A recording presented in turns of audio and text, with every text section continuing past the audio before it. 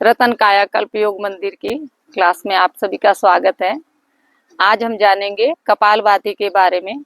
कपालभाति प्राणायाम कैसे होता है, कितना करना चाहिए और कपालभाति के प्राणायाम के क्या लाभ है और क्या नुकसान है, उन सभी के लिए आज हम इस क्लास के अंदर जानेंगे। तो सबसे पहले तो आप जिस आसन में बैठते हैं, आराम से जिसमें बैठ सकते हैं उसमें बैठ जाइए। आप जमीन पे बैठ सकते हैं, जमीन पे नहीं बैठा जाता है तो आप चेयर पे बैठ सकते हैं, बेड पे बैठ सकते हैं, कहीं भी आप इजी से आसन लगा सकते हैं। सुखासन, पद्मासन, जो भी आप लगा सकते हैं उसे लगा के बैठे। अगर आपका आसन नहीं लगा सकते हैं, पैर को फैला सकते हैं तो पैर फैला के ही बैठ जाए। सबसे इम्पोर्टेंट चीज होती है कमर को सीधा करना। तो कमर को सीधा करके पूरी श्रद्धा भाव के साथ नासिका से श्वास को छोड़ेंगे। इस तरीके से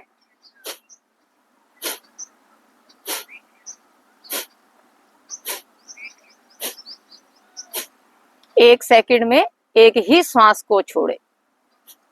कमर को बिल्कुल सीधा, आंखें बंद, मन सहज, लयबद्ध तरीके से पूरी श्रद्धा और भाव के साथ श्वास को लेना नेचुरल होगा। केवल अपना ध्यान नासिका पे लगाएं और सांस को इस तरीके से छोड़ें। यह है कपाल भाति प्राणायाम। कपाल माने होता है हमारा मस्तक और भाति माने होता है तेज। तो कपाल भाति करने से हमारे मुख पर तेज आ जाता है। तो ये है कपाल भाति प्राणायाम। कपाल भाति प्राणायाम का टाइमिंग पीरियड है 10 से 15 मिनट। ये है स्वस्थ व्यक्ति के लिए, और जैसे जैसे हमारे रोग वैसे वैसे इसका टाइमिंग पीरियड बढ़ाते जाए। जो बिगनर है, जब किसी ने किया ही नहीं है कभी और शुरू में कपालभाति करते हैं तो पेट में और कमर में दर्द होने लग जाता है। तो ये दर्द होता है तो 20 बार करोगे तो दर्द होता है, रुक जाए कुछ सेकंड के लिए, फिर वापस करें। तो जो नए साधिकाएं साधक हैं वो केवल 20-20 के ही राउंड करें, और जब आप करने लग जाओगे 20-20 के राउंड तो उसके बाद में 50-50 के राउंड पे आए और फिर उसको 100 के राउंड पे, इस तरीके से। और एक सप्ताह में ही आप 5 मिनट लगातार कपालभाति कर सकते हैं।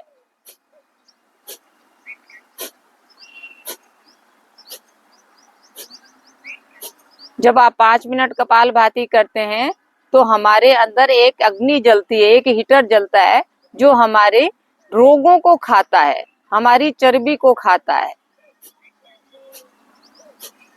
कपालभाति की सावधानियां सुने। कपालभाति खाली पेट ही करना चाहिए।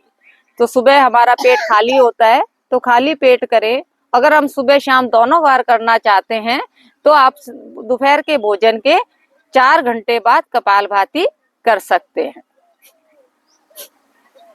इस कपालभाति के करने से कहा जाता है कि कपालभाति एक ऐसा कल्प वृक्ष है जिससे तुम जो चाहोगे वो प्राप्त कर सकते हो।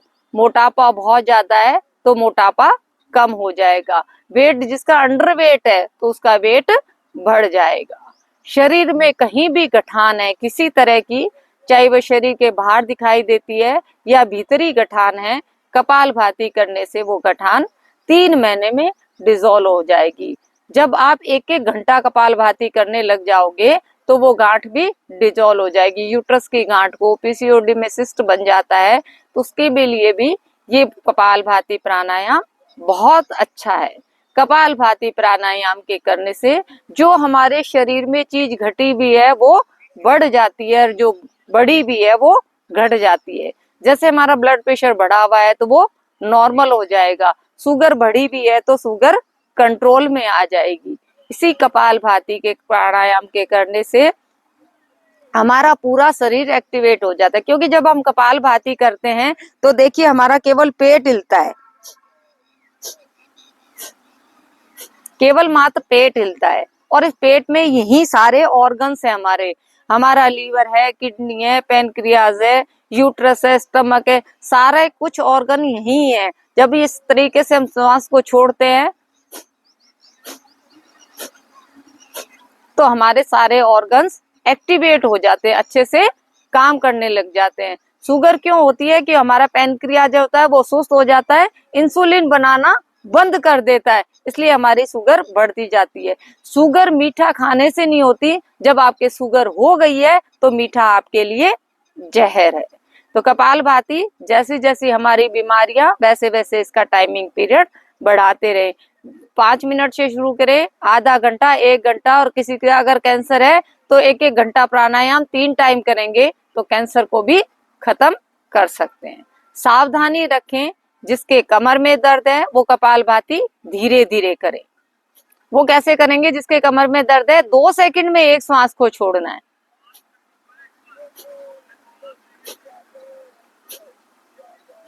इस तरीके से कर सकता है। ज्यादा धक्का भी नहीं लगाएं, श्वास का ताकत नहीं लगाएं, बिना ताकत के कोशिश करें कि बिना आवाज निकले आपकी नाक की, इस तरीके से ये कपालभाति भी आपके काम करेगा। ऐसे नहीं, ये करेंगे तो ही कपालभाति फायदा करेगा। जितना सहज होकर आप कर सकते हैं तो आपको कपालभाति में फायदा होगा। पीरियड के दौरान 3-4 दिन कपालभाति बिल्कुल नहीं करें। प्रेगनेंसी के दौरान कपालभाति नहीं करें। अगर आपके कब्ज की शिकायत है और आपने कपालभाति तेज तेज कर लिया तो कब्ज की शिकायत और बढ़ जाएगी और इससे आपके पाइल्स की समस्या हो सकती है। इसलिए सावधानी पूर्वक करें। 1 सेकंड में एक ही श्वास छोड़े। कमर में दर्द होता है तो आप कमर का ऐसे हाथ का स्टैंड बना ले। चेयर पे बैठ के कर सकते हैं, बेड पे बैठ के कर सकते हैं, और बैठा भी नहीं जा रहा तो आप लेटे लेटे भी प्राणायाम को कर सकते हैं। इस तरीके से अगर आप कपालभाति करते हैं तो आप 1 महीने में ही 5 से 10 किलो केवल मात्र कपालभाति करने से ही आपके वजन को कंट्रोल कर सकते हैं। शरीर में मैंने बताया कि कहीं भी गठान होगी, उसके लिए भी, स्किन की कोई प्रॉब्लम है उसके लिए भी कपालभाति काम करता है। घुटने में दर्द है, कहते हैं कि घुटने में दर्द है और आप बोल रहे हो कपालभाति करो। अरे भाई, सिस्टम यहाँ से गड़बड़ हो रहा है। अगर आपका लीवर अच्छे से रस नहीं बनाएगा, अच्छे से काम नहीं करेगा तो आपके घुटनों में पेन होगा। तो कोई भी शरीर में कहीं भी दर्द हो, कैसा भी हो, वेट बढ़ा हुआ हो, गठान की समस्या हो, स्किन की प्रॉब्लम हो, बालों की प्रॉब्लम हो, सब में काम करता है मात्र एक कपालभाति प्राणायाम। तो पूरी श्रद्धा भाव के साथ इसके करें। 1 सेकंड में एक ही श्वास को छोड़े, कमर को बिल्कुल सीधा रखें, और जब आप श्वास छोड़ रहे हो तो ऐसे भाव किया करें, जब मैं श्वास छोड़ रही हूँ तो श्वास के साथ ही मेरे शरीर के समस्त रोग, समस्त व्याधियां, समस्त बुरे विचार बाहर निकल रहे हैं। मैं स्वस्थ हो रही हूँ, मैं निरोग हो रही हूँ, मेरे शरीर में कोई व्याधि नहीं।